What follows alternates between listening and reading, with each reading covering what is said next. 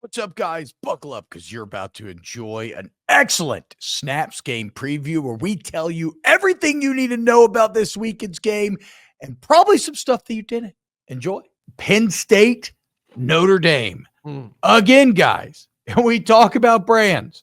Notre Dame, the fourth all-time winningest program in college football history. Penn State, the eighth all-time winningest program in college football history. How about this? This all-time series, Aaron, they played much more in the last two, but 9-9-1. Perfectly even. All-time rubber match between two of the most legendary college football programs of all time. And both teams in similar situations, and that as good as their past is, or whatever you want to say, they have not had a major win in a long time, right? That was Notre Dame's first major bowl win in 30 years, I think, last week. Obviously, the entire story about James Franklin is Penn State is, can he win the big one? Can he win the big one? And, well, here you have two teams that are kind of shockingly similar. Like, this game, to me, defense and running the ball. That's all this game is about. You want to talk about toughness, you want to talk about physicality. This is some old-school-ass football with a couple of old-school-ass brands. A little bit, but I do think Penn State has the ability to pass the football. I think for Penn State, it's like just at times don't try and be too cute with it. And I know they loved all the different formations, the shifts, the trickery, the Tyler Warren snapping the football, then running down the field to catch a touchdown pass. Like, they love all that. And I'm not saying lean away from that and continue to do it. I don't feel like you need to do it as much as you maybe did versus Boise State, where it felt like at times like just put them away. So I think Penn State, which I think is crazy because I think Notre Dame's favored in the game. I think Penn State's still the better football team. I think Penn State obviously is the healthier football team. But we said the same stuff against Georgia a week ago, and Notre Dame beat them by double digits. So that's where. Well, I didn't say that. I didn't say that I thought Georgia's better, but I feel like I do feel what you just said, though. I wrote it right here. I feel like I think that Penn State has the advantage. However, Notre Dame has had the harder opponents and has looked better against the harder opponents up to this point. Like, it feels. But I guess harder opponents because they Penn State put a throttling on SMU, but SMU was not. SMU was the worst team in the playoff, though. Yes. The ACC's been hot ass during bowl season. Yep. SMU was not ready. You can't throw multiple pick sixes and have the game go anyway but a complete ass kicking. I'm sorry, but the Penn State Boise State game was closer than we probably gave it credit on this show. Yeah. I mean, it was close for a long time. It was 54. It was almost 24-21. But I mean, you talk about running the football type of game. I mean, they held Boise State to 2.7 yards per carry. They held Genty to 3.5. So, like, to me, they've proven that they can stop the run. But so is Penn. Notre Dame. So it's very interesting. But Georgia's been so inconsistent running the football this year too, where I would still say what Penn State did to Boise State is more impressive than what Notre Dame did to Georgia. No? How not? That is the wildest fucking thing that has ever been uttered on the. What do you, bro? What do you mean? What do you mean? What Penn State did against Boise, a game that was almost 24-21, if not for a hands to the face penalty, was more impressive than Notre Dame shutting down a Georgia team that has more. I was saying what they did to stop the run was more impressive. I'm not saying the win overall was more impressive. I said what they did to stop the run. Team versus the Georgia Bulldogs. It's gonna be a first round. No. And that's a Georgia football team too, without their starting quarterback, and you just sell out to the run. They did it to perfection. That's why they gave up some big plays in the past game. I think Notre Dame would have deep dicked Ashton Genty in the exact same way that Penn State. You don't think so? Yeah, maybe. As of what you just saw. We didn't see it. So I don't know. Whatever. I don't think what I'm saying is crazy. I think so. Indiana was way better than what people gave credit for. That score was not close at all. They completely dominated Indiana. They did. You could say the Georgia game was maybe a bit closer to the final score, even though I didn't really feel that, but they win that game. But like, you had harder opponents, you dominated both. But to your point, on paper, Penn State feels like they have more advantages. Like, as much as like Jeremiah Love and Price, they're not as at least not statistically intimidating as like Allen and Singleton. It's also like how healthy is Love too. Love is just not exactly. Yeah. You think about Drew Aller versus Riley Leonard, and you probably take Drew Aller. Like, Notre Dame doesn't have somebody like Tyler Warren. So again, it feels like Penn State's stronger on paper, but I'll be damned if Notre Dame hasn't looked better throughout these playoffs. And I'll say this when it comes to just matchups in the game, like we all love Tyler Warren and what he can do, but this is an elite secondary for Notre Dame. Really good. I know they're young in some spots due to some injuries, but this is a really, really talented secondary. And I still do not trust Penn State's receivers on the outside to consistently make plays. No. So But do you trust Notre Dame's against that Penn State defense? Kind of same to me. I like Notre Dame's talent on the outside. I think it's just it comes down to Riley Leonard. I will continue to question him with his arm. He helped win the game last week with some big time plays. A couple dinker dunks there that were impressive, but it was mostly his legs that helped propel that offense to win the football game. I don't know, man. I don't love either offense. Both offenses have been, I would say average. I think definitely advantage Penn State a little bit. I think Drew's playing at an elite level. I think they're Tyler Warren's one of the best playmakers in America.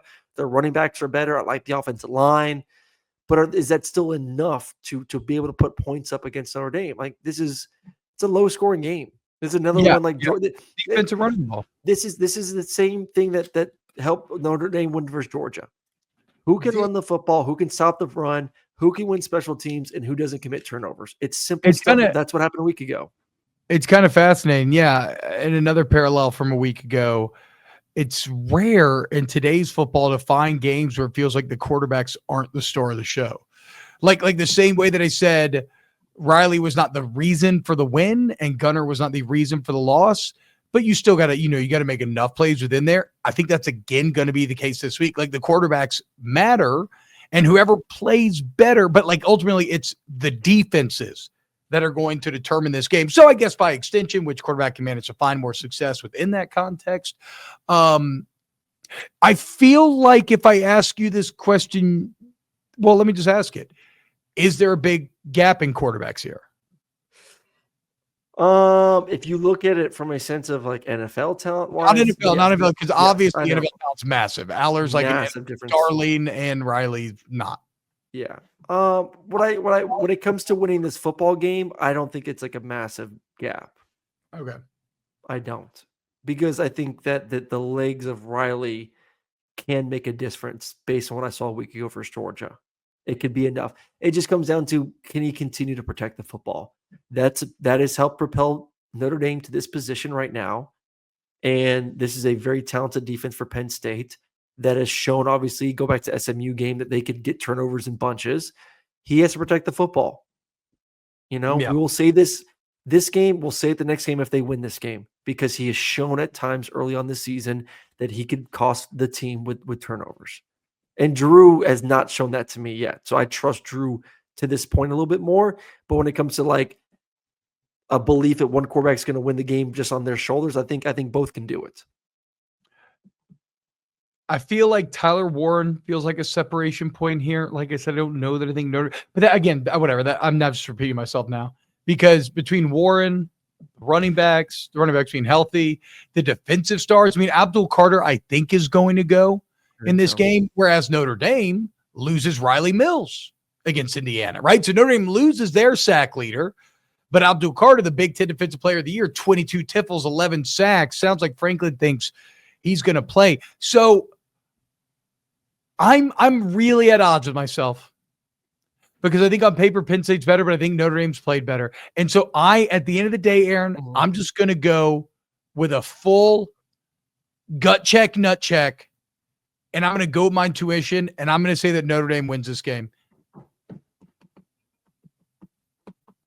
Oh, I don't know, man. I'm so torn. Is there a coaching advantage in your mind, or is that a mute point too? I mean, I don't know if I'm just being another prisoner of the moment take, but I feel like I like Marcus Freeman better. Maybe it's because we've seen James Franklin piss down his leg so many times. Like James Franklin has a real tendency to tighten up in some of these moments. I'll go Penn State. I think Penn State's still the better roster. I think Penn State last week, the game felt closer than what I think it should have been. I think Drew's playing at a high level right now. I think Tyler Warren's too good to contain. I think their defense is on equal playing field. So it just comes down to me like which offense I feel like has the ability to make more plays in this game. And I would say that's Penn State. So I think Penn State wins a close ass football game. This is a good point by Ferris here. What's fascinating to me about the Final Four is all four head coaches have a history of coaching failures. One of them is going to break through. True. Though, to be fair to Freeman, I don't think his failures maybe stack up compared to the rest. But has Franklin's really been failures too? Like he's lost to Ohio State and Michigan. Like no. Well, not a failure. They just haven't broken through. Difference. Failure's relative, though. It is still for Franklin. It's a big deal. Yes, it's a big deal for all these coaches. No, but what I mean is like, I understand if you want to use the word failure for Franklin, although I also understand you pushing back against it. Like I do, you get where they're coming from, though. You get where they're coming from with Penn State.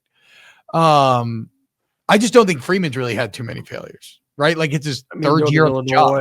Yeah. But it's his third year on the job. All these other guys have way longer. 100%. How much does this matter? Somebody to think about. Notre Dame 2 days less of prep and recovery than Penn State. I mean, they still get a full week. You still get 7 days, but Penn State got 9 days to get ready for this game. It's a big deal, especially with Carter getting him healthy on the outside there defensively. I mean, at least it's not less than a week, so you hit your normal game rhythm. Yeah, but what you brought up in the first game, I think, is true. Like the season grind is one thing, but knowing that you're going to have to travel and the emotions that go into each one of these games are at an all-time high. Yeah, and like let's be honest, like we talk about Penn State maybe hasn't looked good, but Penn State knew they were going to beat the brakes off SMU. Like that game was over after the first quarter. So like they were kind of in cruise control. They were killing it. I'm not blaming them for the cruise control. SMU sucked. No, I agree. But what I'm trying to get the point is like, I don't think they were mentally or physically exhausted after beating SMU or Boise. Where for Notre Dame, I think there is a mental exhaustion of having to go play Georgia. Maybe not Indiana as much, but still, like that's 2 games. And last week was a game against Georgia, and you have 2 less days after playing Georgia. And you're injured to all get out. I mean, you're more injured than anything left. Taxing that game had it been for Notre Dame last week. I know people said it was boring. I'm like, I think it's fucking awesome. These dudes are hitting the fuck out of each other right now. So I think the fact that they have 2 less days of rest and played a more physical game is going to show up. So, okay, again, I'm not going to change my pick, but that's just more and more advantages stacking for Penn State.